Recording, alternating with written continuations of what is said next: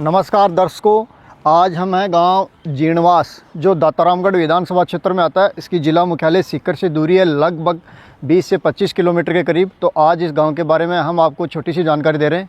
गांव के वरिष्ठ नागरिक मेरे सहयोगी हैं, तो आज इनसे जानते हैं ये गांव जीणवास है, कितनी वर्षों पहले बसा हुआ गाँव है और इसका नाम जीणवास किस व्यक्ति के नाम से पड़ा। नमस्कार सर। आपका सर परिचय। मेरा नाम नाथूराम शेषमा जी। गांव जीणवास में 17 साल पहले सिविल सप्लाई से इम्पोर्टमेंट ऑफिसर से रिटायर हुआ। उससे पूर्व में 22 साल तक कोर ऑफ सिग्नल्स आर्मी में सर्विस किया। जी सर, बात करते हैं आपके गांव जीणवास को लेके। ये गांव है जीणवास, कितनी वर्षों पहले बसा हुआ गांव है और इसका नाम जीणवास किस व्यक्ति के नाम से पड़ा। ऐसा सुनते हैं इस गांव का 700 साल पुराना है। जी। गांव का नाम जीणवास के लिए दो क्यों देती हैं जी। एक जीवन राम, एक शेषमा, यहाँ हमारे जो पूर्वज रहे तो उनके नाम से इसका नाम पड़ा। जी। दूसरा, हमारे पहले जीण माता बहुत नज़दीक था, वहाँ के पुजारी लोग रात को यहीं बसावट करते थे और सुबह वहाँ पूजा करने के लिए जाते थे। तो उनका निवास, पुजारियों का निवास जीणवास था, इसलिए इसका नाम जीवनवास रखा गया। जी। जीणवास है वो खूर जागीरी में आता था, जिसमें 12 गांव थे, जिसमें जीणवास, मूनपुरा, दूधवा, रूपगढ़, बांदुड़ा, खूड़ वगैरह। जी। तो ये गांव उस जागीरी में आते थे। तो उस समय क्या था, लेकिन हमारे पास में बिडोली है, हमारे पास में गोसला तगालान है, वो खालसा में थे। जी। तो उनको ज़्यादा किसानों के पास में ज़्यादा बचा था, उनका लगान था। इस 12 गांव में केवल एक जीणवास ऐसा था जो क्रांतिकारी जो गांव जुड़ा हुआ है। जी। जो बाहर भी कभी भी कोई ऐसा आंदोलन या ऐसा कोई सम्मेलन या मीटिंग होती थी तो इस गांव का खास कर काफ़ी वहाँ पार्टिसिपेट किया। जी सर, मेरे को सुनने में आया कि आपका गांव जीणवास है, एक समय सेकावट में किसान आंदोलन हुआ, बेरुपुरा, कुदंड, कटरातल, उससे भी आपका गांव का कनेक्शन रहा है, उस आंदोलन से भी। उसके बारे में आपका क्या कहना है। उस आंदोलन से मेरा गांव, इस 12 गांव की जागीरी में मेरा गांव सबसे एक्टिव रहा है इसमें। जी। ऐसा सुनने में आया है हमारे को कि जो किसान आंदोलन हुआ था उसकी एक टीम वहाँ से कुदन, गोठला और पलथाना, जी, वहाँ से और कुछ झुंझुनू के कलाकार थे, वो खूड़ आए। वो खूड़ वालों ने उनको इस कारण से मना कर दिया कि हम जागीरदार, हमको तंग करेगा खाम में, आप यहाँ से मत करो। वहाँ से वो कर्णपुरा आए, तो कर्णपुरा वालों ने उसको, वहाँ उनकी पटलाई थी, उनकी महिला की और सुंडा की, जी, तो उन्होंने ये साफ मना कर दिया कि हमको, तुमको पानी भी नहीं पिलाएंगे, हमको जागीरदार तंग करेंगे, हम आप यहाँ से चले जाइए। खूड़ से भी आया, भगा दिया, और कर्णपुरा में भी उनको कोई जगह नहीं दी उनको। जी। वहाँ से चल करके वो बांदुड़ा आए, तो उनको वैसा माहौल ही वहीं दिखाई दिया। जी।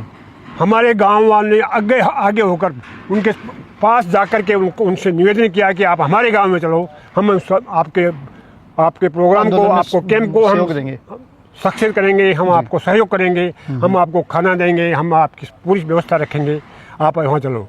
एक हफ्ते तक उन्होंने गाना बजाना और ग्रामोफोन के रिकॉर्ड से खूब चेतना जागृति, जमींदारों के विरुद्ध आवाज़ उठाई और गाने और बजाने और मनोरंजन किया।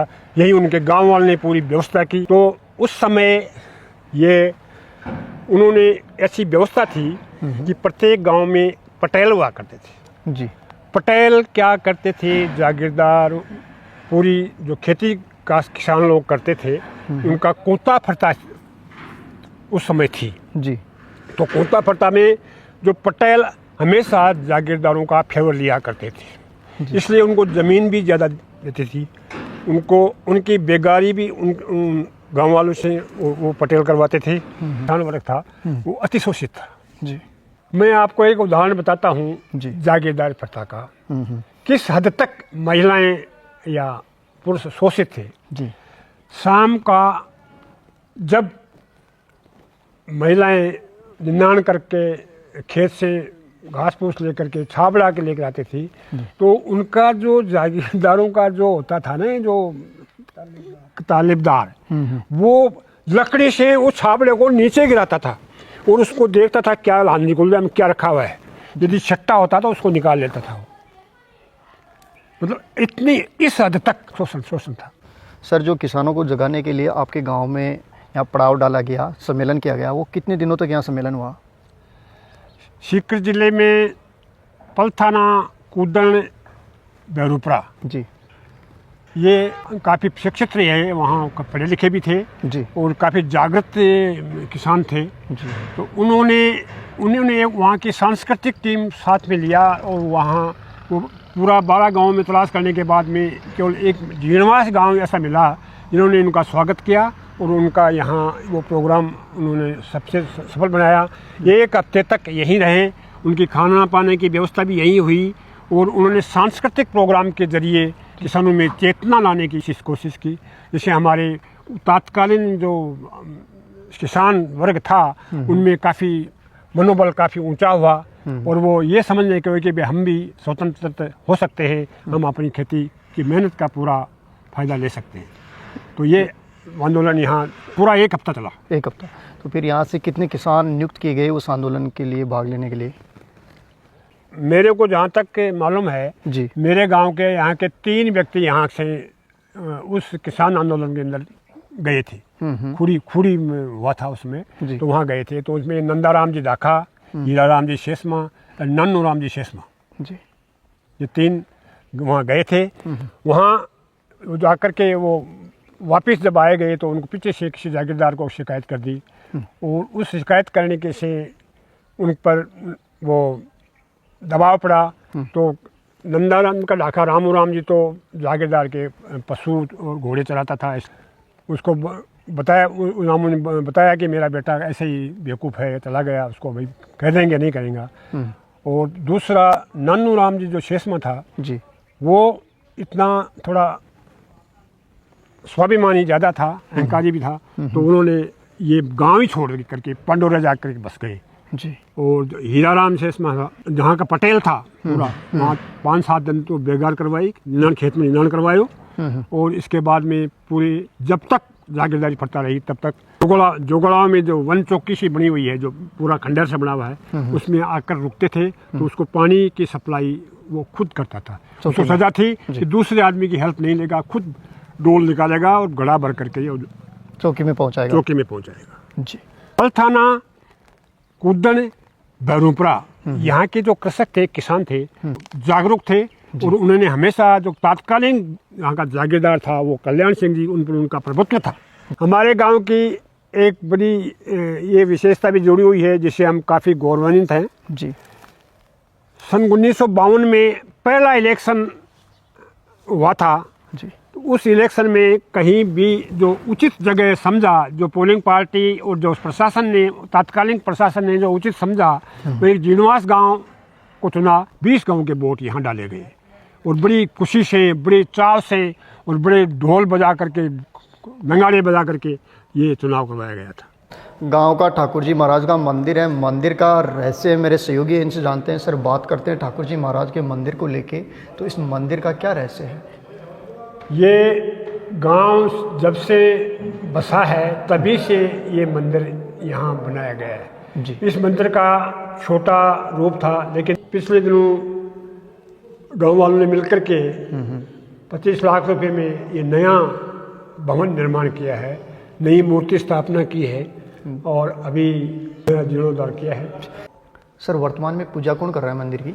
वर्तमान में पूजा हमारा एक राधा कृष्ण नाम का ब्राह्मणों का लड़का है, वो करता है और वहीं बगल में रहता है, वो उसकी पूजा करता रहता है। दोनों पुजारी के 4-5 बेटे हैं जो अपने ओसरा डाल रखा है। 2 बड़े मंदिर हैं गांव में, एक तो ठाकुर जी का मंदिर है, दूसरा चित्रवाल बालाजी का मंदिर है। दोनों के में कम से कम 150 बीघा 200 बीघा ज़मीन है उस मंदिर के पीछे है जी। और उस ज़मीन की देखभाल और उसमें वही खेती बाड़ी करते हैं और मंदिर की सेवा, दोनों मंदिर की सेवा वही करते हैं। मोहम्मद साहब के सहयोग से अभी 2 महीने पहले ही इसका पूरा निर्माण पूरा हुआ है, जो ये व्यवस्थाएं पूरी अभी की गई हैं। सर, क्या ये वही जगह है जहाँ पे सर्वप्रथम गांव आके बसा था? यहाँ हाँ, सबसे पहले ये गांव ये डूंगरी की तलहटी में यही बसा हुआ है। उसमें 3 बास थे, एक मेघवालों का बास, तो उत्तरी साइड में है, बीच में जाटों का बस्ती थी और दूसरा भी वो उसमें भी सारे राजपूत और जाटी निवास थे। बहुत ही थोड़े कम जगह में वो कम्पैक्ट था जी। अभी तो ये गांव पूरे कांकड़ में फैल गया है, जहाँ जिसका जहाँ खेत है। सर्वप्रथम जहाँ हम खड़े हैं इसी जगह के आसपास में, इसी जहाँ हम खड़े हैं ये मेन गांव का मेन पॉइंट, बीच का पॉइंट यही था। यहीं मीटिंग होती थी, यहीं मिलते थे, यहीं बैठते थे। गणगौर में जो महिलाएं, बच्चियां, लड़कियां गीत गाती थी, यही था, इसी जगह था जी। इस जगह को देख के कोई पुराना किस्सा आपको याद आ रहा हो, जुड़ा हो इस जगह से? सुनते हैं एक हमारे दादा बालूराम जी शेषमा थे जी, जो सुबह उठ करके बाहर जाया करते थे। तो उन्होंने खोला, कंबल का कर रखा था, हाथ में लाठी थी और हाथ में लोटा था, और हमारे पास में पाखंड के लिए पूर्व साइड में गया तो वहाँ एक बघेरा वो सुबह सुबह आकर के उसने अटैक कर दिया। उसने जो ये मुंह फड़ा, उस लाठी सुध में आ गई, लाठी सीधी अंदर चली गई, वो जानवर वहीं खत्म हो गया। गांव का प्राचीन कुआं है, कुएं का इतिहास है, सर से जानते हैं। सर, बात करते हैं इस कुएं को लेके, तो इस कुएं का क्या इतिहास जुड़ा हुआ है गांव से? ये गांव का कुआं एक ही कुआं है जी, और जो गांव की बसावट के 150 साल के अंदर उसी समय बनाया गया कुआं है जी। ये कुआं साल में चौमासा में 4 महीने बंद रहता था जी। और सर्दी के दिनों में इसको पी बोलते थे, जिसमें 4 परिवार शामिल होते थे। चारों परिवार को एक आदमी के अनुसार उनकी जो देख रेख करेगा वो उसको पैसे उसको मिलते थे महीने के हिसाब से।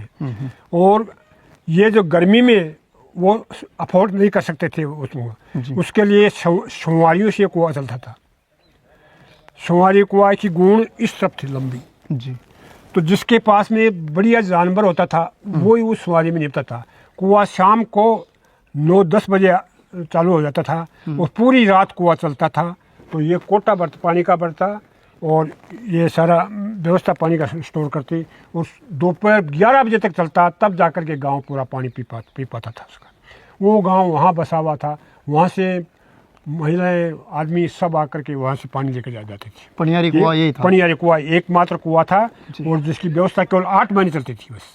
4 महीने पी चलती थी और 4 महीने शुमारियों पर चलता था ये सरासों, जिसको ओसरो बोलते हैं। तो जिसके जितना आदमी, जानवर, भेड़ बकरी जैसे होते थे उतना ही उसकी यूनिट्स काउंट करके उसको वो सवारी उसको मिलती थी। किसी की 4 सवारी होती थी, किसी की 2 सवारी होती थी, किसी की 1 सवारी होती थी, किसी की 5 सवारी होती थी।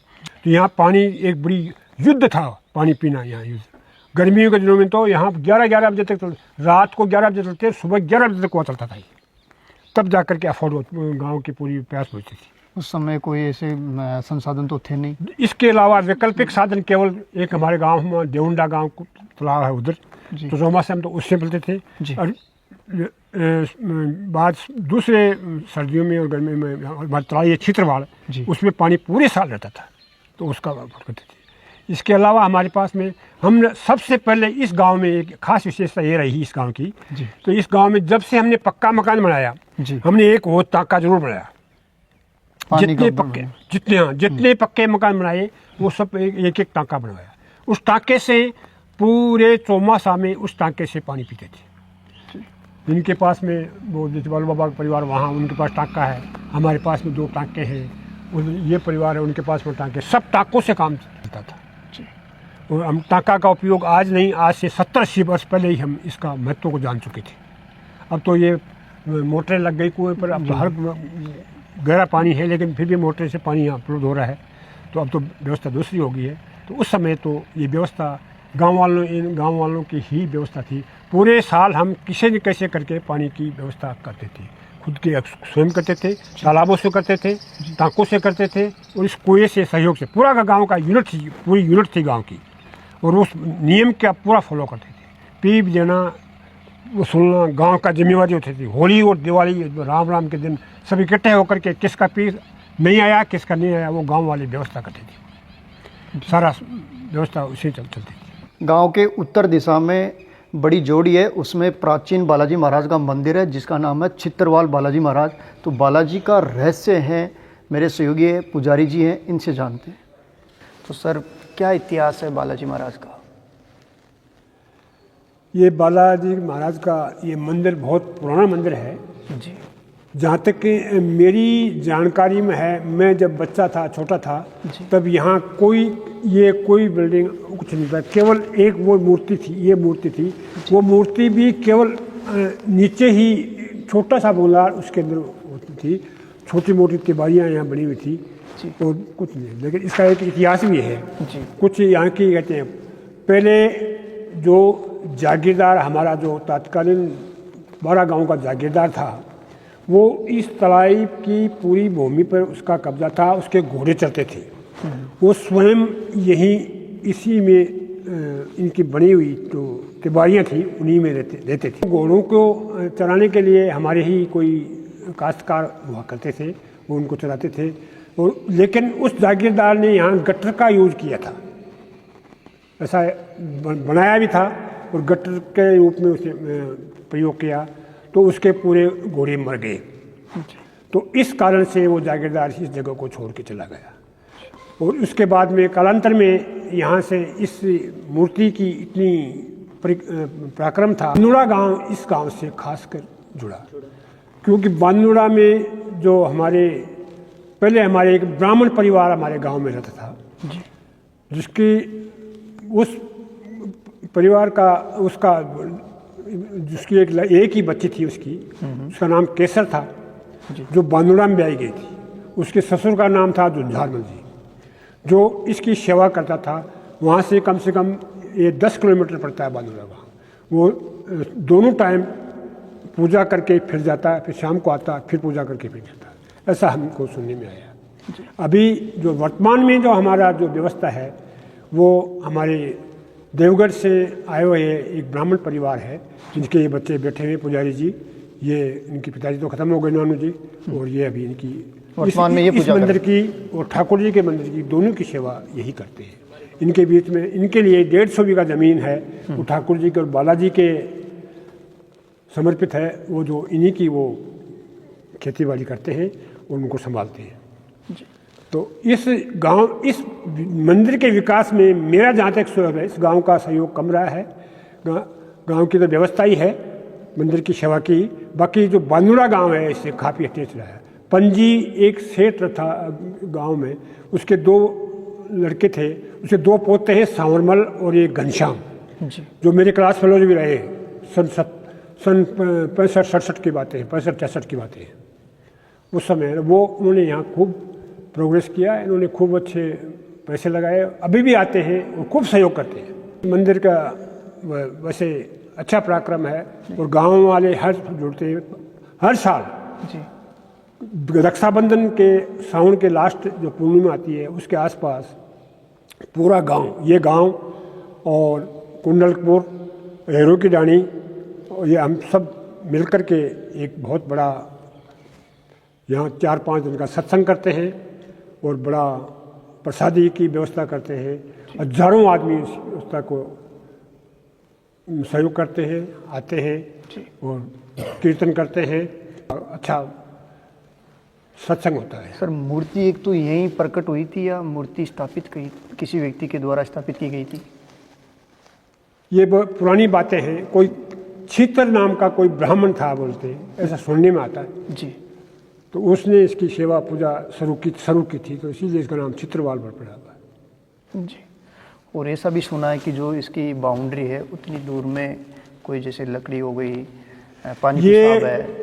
इस गांव की इस बालाजी मंदिर की ये विशेषता थी, हम बचपन से जान रहे हैं जी। ये 500 बीघा ज़मीन का जो ये एरिया है, जो पहले तो गोचर में था जी, लेकिन ये 30-40 साल पहले किसी सरपंच की अनभिज्ञता के कारण उसने लिख कर दे दिया और उसको वन विभाग में कन्वर्ट कर दिया गया जी। तो अभी इसके लिए चारों तरफ से बड़ी अच्छी व्यवस्थाएं हैं। इधर भी रोड जाती है और सीकर के लिए भी रोड जाती है, घोसला और जीनवास हमारे गांव के लिए भी रोड जाती है, जीण माता के लिए भी रोड जाती है। सारी व्यवस्थाएं इसमें अच्छी है और खूब श्रद्धालु यहाँ के इतने आते हैं। खासकर पूर्णिमा के दिन तो यहाँ मेला लगता है जी, इतने इकट्ठे होते हैं। आपने कोई ऐसा चमत्कार सुना हो बाबा से जुड़ा हुआ? एक सुना है मैंने, ऐसे हमारे यहाँ से एक घंटी चोर के ले गया जी। यहाँ क्योंकि अभी तो ये लोग रहते हैं, अभी तो रात को भी शायद रहते होंगे कुछ बोलते। पहले ऐसा था कि पूरी बाउंड्री नहीं थी, ये नहीं थी, तो उसने कोई घंटी उठा कर ले गया है। तो घंटी ले जाकर के रानू ले गया, रानू ले जाकर के टटेरे को उसने वो दे दिया। वो क्या लिया क्या नहीं दिया, कम से कम 1-1.5 किलो की तो थी, तो उसको ले लिया उसने। उस टटेरे ने उसको पढ़ा उस पर चित्रवाल बालाजी।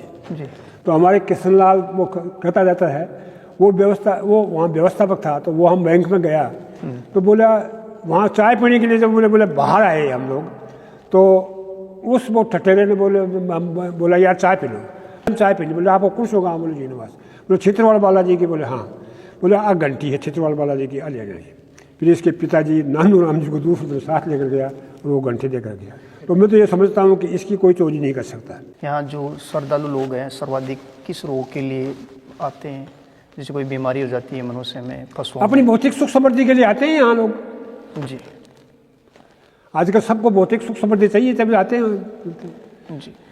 तो वर्तमान में पुजारी जी आप पूजा कर रहे हो, पूजा के अलावा कोई जैसे जाड़े जपटे नहीं?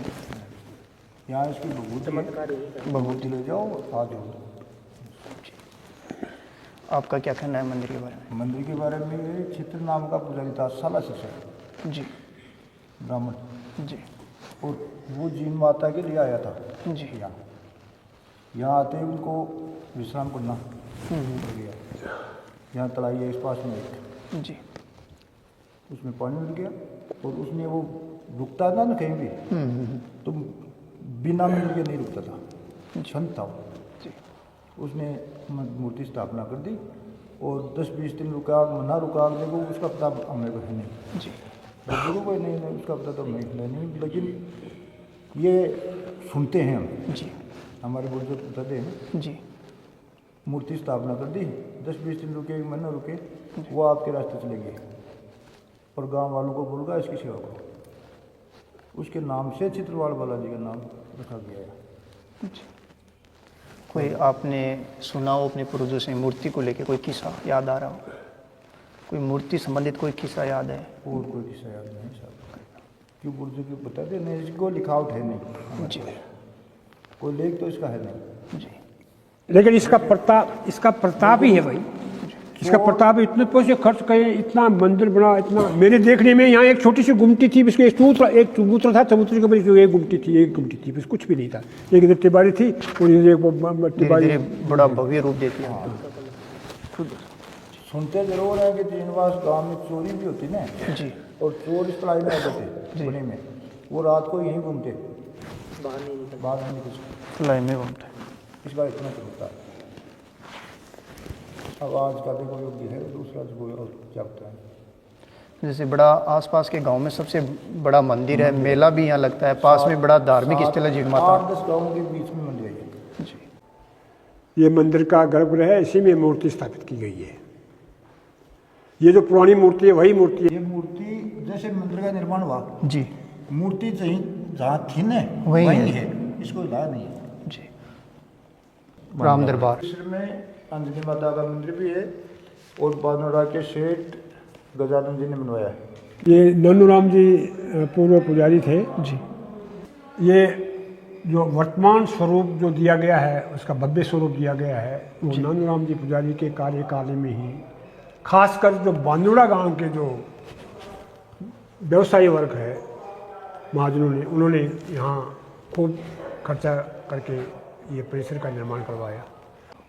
ये दोना स्थल है, यहाँ हम प्रतिवर्ष सावन के महीने में हवन का कार्यक्रम करते हैं। जी।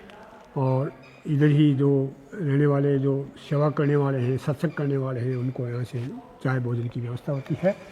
और ये इस तरफ हमारा शिव जी का मंदिर है, बीच में सामने ये स्थल है। यहाँ गांव की मीटिंग सत्संग करते हैं, मीटिंग करते हैं, कोई चर्चाएं करते हैं, कोई विकास के लिए का बात करते हैं। वो पीछे वो रेस्ट रूम बने हुए हैं जो इसमें अतिथिगण आते हैं, वो इसमें ठहरते हैं।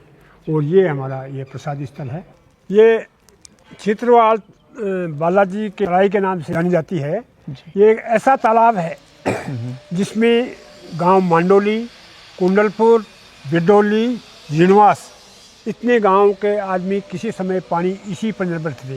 इसका पानी साफ सुथरा होता था। गांव में ये पक्की व्यवस्था थी कि कोई भी अंदर नहीं घुसेगा, कोई भी अंदर गंदगी नहीं करेगा। पूरा स्ट्रिक्ट था। ऐसा है कि हमारे कोई भी आदमी यहाँ कहीं ऐसा जो गंदगी पेशाब मना ही थी जी। ये गांव का एक स्वतः अनुशासन था।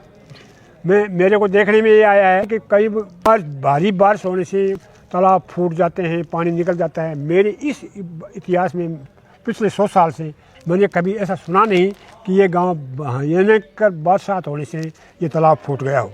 पानी की अच्छी व्यवस्था, यहाँ से पानी भरता है तो वहाँ ठेठ वो जीण माता के वो जो रास्ता जाता है उसके नला के डोले तक पानी भर जाता है, लेकिन ये पानी नहीं फूटता। ऐसी ये है कि प्राकृतिक व्यवस्था है।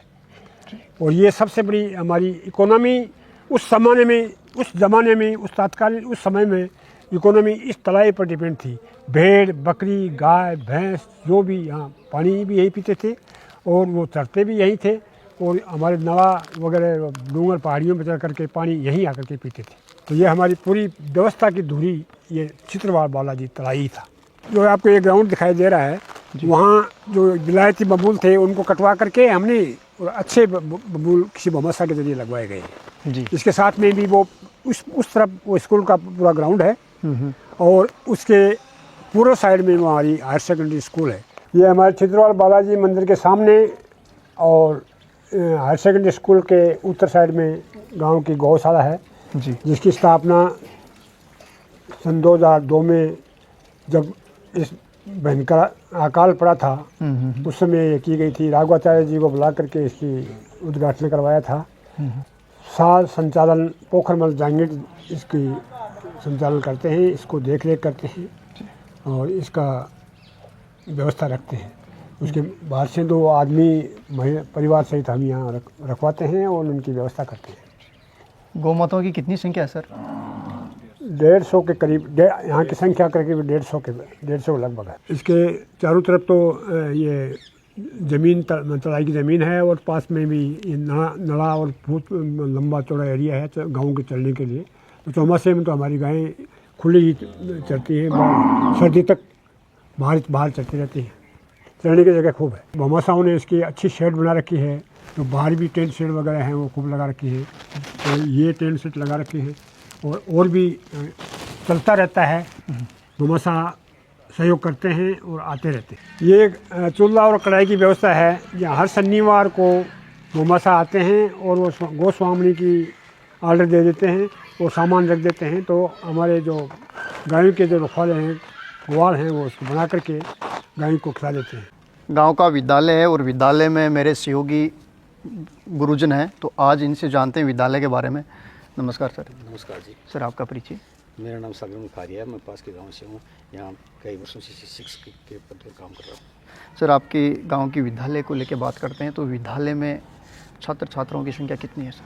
हमारे विद्यालय में छात्र छात्राओं की संख्या लगभग 200 है जी। और छात्राएँ ज़्यादा है, लड़कियाँ ना उनकी संख्या ज़्यादा है जी। विद्यालय में भामाशाओं का योगदान? भामाशाओं का इस गाँव में बहुत जोरदार होता है। यहाँ के ग्रामीण से जब भी स्कूल ने मांग करी है ना जी तुरंत जी जैसे यहाँ 150 के लगभग तो आपके टेबल कुर्सी है ना लोहे की, वो भी गाँव वालों ने दी है जी। और ये आप देख रहे हैं बड़े बड़े कमरे ये सामने वाले, इनमें लगभग में आधे से ज़्यादा गांव का सहयोगी है। विद्यालय में इतना कम नामांकन होने का कारण क्या है सर? ये तो प्राइवेट स्कूल है सर। प्राइवेट स्कूल वाले क्या है, इनके एक तो ड्राइवर है लोग हैं जी। उनकी रिश्तेदारी होती है, उनके मालिकों की रिश्तेदारी होती है और उनको दबाव में लेकर प्राइवेट स्कूल में डाल देते हैं जी। जबकि उनके स्कूल की बजाय हमारे स्कूल में अच्छी पढ़ाई होती है।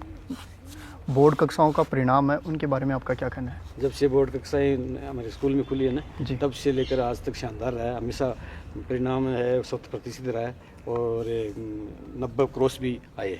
ये हमारे स्कूल का ये कंप्यूटर लैब है जी। और यहाँ बच्चों को 6 से लेकर 12 तक प्रत्येक कक्षा का वो एक बार एक पीरियड आता है दिन में जी। और हमारे जो शिक्षक है कंप्यूटर शिक्षक वो भी बहुत अच्छे हैं जी। और सभी बच्चों को कंप्यूटर सिखाया जाता है। सर विद्यालय में वाहन सुविधा?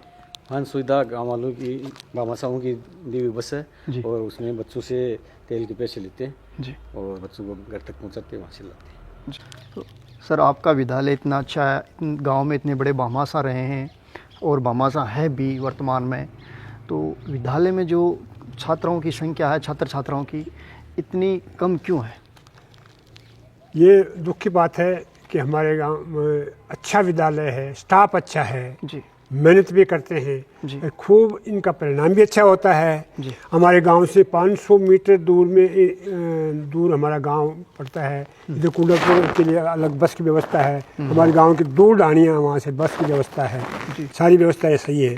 लेकिन कुछ हमारी महिलाओं की जो मानसिक सोच है ना, वो इसमें आ रही है। मैं ऐसा महसूस कर रहा हूँ कि जो महिला वर्ग 30 से 45 वर्ष के बीच में जो महिलाएं हैं, वो चाहती हैं कि जो सरकार प्राइवेट स्कूलों की तड़क भड़क, उनको वास्तव में कहाँ कितनी सुविधा मिलती है, क्या पढ़ाई होती है, उसके बारे में नहीं जानती। वो तड़क भड़क बस आती है, घर के बाल ना मावे, बच्चों की बैठ जाए, और कम से कम वो सिर लातो नींद आवा लग जाए भी नहीं, वो कम से कम 1.5-2 घंटा के हमारे स्कूल में पहुँचे। जब तक बच्चा कितना पढ़ सकता है, कितना स्वस्थ रह सकता है, कितना वो एंजॉय कर सकता है, कितना खा सकता है, कितना पानी पी सकता है, कितना वो अच्छा रह सकता है, लेकिन उस बारे में नहीं सोचती। और शाम को वही 1.5 घंटे के बाद में वो घर पहुंचता है, और आते आते उसको इतना घायल हो जाता है वो बच्चा, जो 4 साल 5 साल या 6 साल या 7 साल का होता है, कि वो खाते ही सोएगा, वो क्या होमवर्क करेगा, क्या कुछ करेगा, कुछ नहीं कर पाएगा। तो ये हमारी महिलाओं की सोच को मोड़ देना बहुत ज़रूरी है। ये केवल टीचर्स में प्रेशर डालना कि नामांकन बढ़ाओ, टीचर्स का इतना वो योगदान नहीं है, ओनली पढ़ा सकते हैं, ये तो देख मैनेजमेंट कर सकते हैं विद्यालय का। किसी के बच्चे को ज़बरदस्ती उठा के वो नहीं ला सकते। एक टीचर को आरपीएससी से सिलेक्शन होता है, मेरे ख्याल में आरएस से कम नहीं है वो। तो ये इतने उनको अनुभव है, उतना साइकोलॉजिकल उनकी स्टडी उनको है। एक आदमी 12वीं क्लास पास है, 14वीं पास है, फेल है या कुछ भी है, वो वहाँ बच्चों को पढ़ाता है। वो एक आदमी की देख रेख में ऐसे करो, ऐसे पढ़ाओ, ये कोई प्रोग्रेस नहीं है, इसको एजुकेशन नहीं बोलते हैं। एजुकेशन का मतलब सर्वांगीण विकास, वो इस स्कूल में हो सकता है। पूरा स्टाफ है, तनख्वाह लेते हैं 1-1 लाख रुपये, और मेहनत भी करते हैं और अपनी प्रतिष्ठा भी चाहते हैं। सर गांव में जैसे बात करते हैं त्योहारों को लेके, तो गांव के त्योहारों को लेके बात करते हैं, तो त्योहारों के बारे में आपका क्या कहना है सर? हमारे गांव के जीणवास में त्योहारों की एक बहुत बढ़िया परंपरा है। यहाँ होली का जो त्यौहार मनाया जाता है, वो गांव कम से कम 10 किलोमीटर की परिधि में है, लेकिन फिर भी पूरे गांव के इकट्ठे होकर के एक जगह होली का प्रोग्राम करते हैं। घोड़सवारी के बारे में? गणगौर भी उतना तो नहीं है, पहले होता था, जितना ऊँट घोड़े दौड़ते थे, वो तो आजकल उपलब्ध भी नहीं है। तो पहले तो बहुत यहाँ का एक बहुत बड़ा उत्सव हुआ करता था, जिसमें गांव में तकरीबन घरों में ऊँट और घोड़े हुआ करते थे, और उस दिन दौड़ करते थे। उस दौड़ में जो आगे आता था उसको इनाम भी दिया जाता था, और एक बड़ा उत्सुकता कौतूहलता रहती थी। अब तो एक परिपाटी सी है, ज़्यादा नहीं है। जैसे गांव में बात करते हैं सर मूल भौतिक सुविधाओं को लेके, उनके बारे में क्या कहना? हमारे गांव में जितनी मूल भौतिक सुविधाएं होनी चाहिए वो सब ही यहाँ से व्यवस्थित हैं। हमारे यहाँ पशु चिकित्सालय है, यहाँ हमारे सब सेंटर चिकित्सालय है, और हमारे पशु चिकित्सालय तो बना हुआ भी है, और सब सेंटर के लिए या पीएचसी के लिए भूमि गांव वालों ने दान की हुई है। 1250 वर्ग मीटर में है, जो मेन रोड पे है, जो सब सेंटर बनाने के वेटिंग है। कोई यदि आज भी कोई सरकार बनाती है तो जगह उपलब्ध है, रजिस्टर्ड है, और पट्टा वट्टा सब कुछ किया हुआ है। सर आवागमन के लिए कोई हमारे गांव में आवागमन के साधन अभी फ़िलहाल कुछ ऐसी बसें चली हैं जो खाटू श्याम जी से जीण माता होकर के पहाड़ी क्रॉस करके इधर से आती है, 2 या 3 चलती है। बाकी तो वहाँ से चौपटा, रूपगढ़ी या चौपटा लेकर जाती है, जो यहाँ जीण माता से सालासर के लिए चलती है। वो लोसल होके उधर सापड़ा दे करके बेचवा होकर के सालासर जाती है। सर कृषि को लेके बात करते हैं तो सर्वाधिक कौन सी फसल उत्पादन होती है गांव का जो क्षेत्रफल है उतनी दूरी में? हमारी मिट्टी कुछ गांव की जीणवास, मांडोली, गोठला, बिडोली की एक जैसी माटी है। ये लाल रंग का लाल रंग की मिट्टी है जो सरसों और बाजरा के लिए बहुत बहुत उपजाऊ है। जी सरसों हमारे इन गांव में 3 कुंटल बीघा कच्ची बीघा तक की हो जाती है जी और बाजरा हमारा यहाँ बहुत बढ़िया पूरे ज़िले के अंदर इस गांव का बाजरा के मुकाबले कोई बाजरा नहीं होता है। ये हम लेकिन इस समय जो बाहों के कारण से आजकल मूंगफली पर ज़्यादा जोर देने लगे, तो मूंगफली नहीं तो बाजरा हमारे मांडता, कोटला, जीणवास, मंडोली के मुकाबले कहीं बाजरा उतना अच्छा बाजरा ज़िले में नहीं होता। सर, इतना अच्छा गांव है, ऐतिहासिक गांव है। मेरा अंतिम क्वेश्चन आपसे ये है, गांव के लोग हैं, सर्व समाज जैसे गांव के हित के लिए एक जाजम पे आके बैठते हैं, सब प्यार से भाईचारे से रहते हैं या राजनीतिक द्वेषता रखते हैं? ओपन में इस गांव में राजनीतिक द्वेषता नहीं रखते हैं। जी वोट का अधिकार ये तो सबको है, ये रूलिंग पार्टी को भी देते हैं। पूर्व में यहाँ कांग्रेस सरकार को, कांग्रेस को ज़्यादा अटैचमेंट रही थी। मतलब सब लोग भाईचारे से रहते हैं, कोई हाँ, राजनीतिक भाईचारे द्वेषता से नहीं प्रेम रखते। से रहते हैं। हमारे मेघवाल, राजपूत, जाट ये 3 ही कौम है यहाँ और तीनों बड़े प्रेम से और आपस में तालमेल से रहते हैं। बात सोचे कि गाँव में हम सब आते जाते हैं, एक दूसरे को देखते हैं, सहयोग करते हैं पूरे। तो साथियों, ये था गांव अपना जीणवास।